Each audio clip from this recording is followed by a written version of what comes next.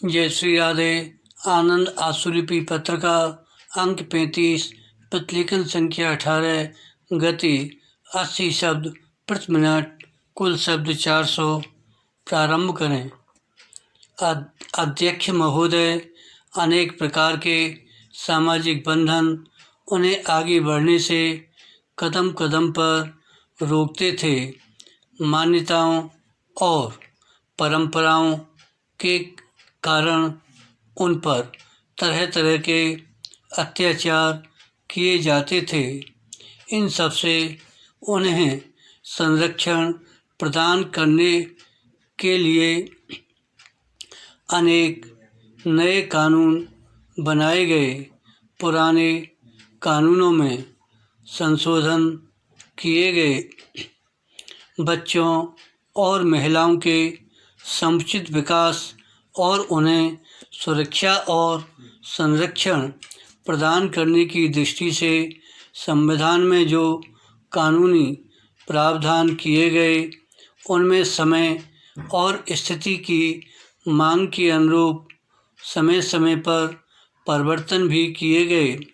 इन परिवर्तनों का ही परिणाम है कि आज भारतीय स्त्रियां प्रत्येक क्षेत्र में अग्रणी हैं। स्त्रियों पर होने वाले अत्याचारों और ज्यादतियों के विरुद्ध जहाँ पहले कोई स्वर सुनाई नहीं देता था, यदि कोई स्वर कभी फूटता भी था तो उसकी गूंज नहीं सुनाई देती थी। अब स्थिति बहुत बदल गई है। विराम। अन्याय और शोषण के विरुद्ध संगठित और असंगठित दोनों ही प्रकार का प्रतिरोध एक साथ देखने को मिलता है। पैरा। केंद्रीय समाज कल्याण बोर्ड अपनी स्थापना काल से महिलाओं और बच्चों के समुचित विकास के लिए समर्पित और प्रतिबद्ध है। इस प्रतिबद्धता का ही परिणाम है कि बोर्ड की लगभग सभी गतिविधियां इन दोनों पर केंद्रित हैं। विराम। बोर्ड इस वर्ष को विकास पर्व के रूप में मना रहा है। इस विकास पर्व के दौरान महिलाओं और बच्चों की जिंदगी से जुड़े विकास संबंधी अनेक मुद्दे बोर्ड विभिन्न मंचों से उठाएगा।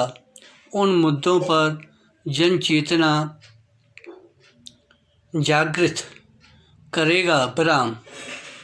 रूढ़ मान्यताओं और अवधारणाओं के बदलने के प्रयास करेगा। विराम। विकास पर्व का यह पहला माह है। विराम। जो संविधान अधिकार विकास को समर्पित है, इसके साथ ही शुरू होगी एक नई सहस्त्राब्दी। यह सहस्त्राब्दी समता और समानता का उद्घोष होगी। इसी विश्वास के साथ आप सबको नववर्ष मंगलमय हो। पृथ्वी पर यदि जल न होता तो अन्य ग्रहों की भांति पृथ्वी पर जीवन न होता। अतः पानी जीवधारियों के जीवन के लिए एक आधारभूत तत्व है। विराम। भूमंडल का 75% भाग समुद्रों से ढका है। इनका पानी विभिन्न लवणों के सम्मिश्रण से खारा होने की वजह से मानव के पीने के लिए अनुपयोगी है।